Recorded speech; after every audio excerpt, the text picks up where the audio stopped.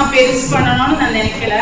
சும்மா எனக்கு சின்னதா ஒரு இன்கம் வந்தா போதும் அப்படிங்கிற இதுல தான் நான் அது வீட்லயே ஆரம்பிச்சது. எங்க வீட்டுல சின்ன ஹாலா இருக்கும், அதுக்குள்ளேயே வந்து ஒரு 10 பேரை வச்சு எடுத்துட்டு இருந்தேன்.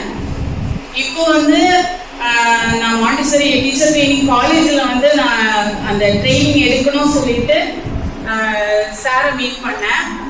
அப்பவும் எனக்கு ஐடியாவே இல்லை, வேண்டாம் நம்ம ஏஜ் தாண்டிடுச்சு, இது நம்ம படிக்க வேண்டாம் அப்படிங்கிற ஒரு இதில் தான் நான் இருந்தேன். அதுக்கப்புறமும் சார் திருப்பி என்கரேஜ் பண்ணவும், மேம் இந்து மேம் இருந்தால் நம்ம எல்லாம் என்கரேஜ் பண்ணவும் நான் வந்து அந்த ட்ரைனிங் எடுத்தேன். நான் இப்போ அதை முடிச்சதுக்கு அப்புறமா இப்போ சர்டிஃபிகேட்ஸ் எல்லாமே வாங்கிட்டேன். இப்போ ஸ்கூல் வந்து மாண்டிசரி பிளே ஸ்கூல் அப்படிங்கிற ஒரு இதில் வந்து நான் இப்போ நடத்திட்டு இருக்கேன்.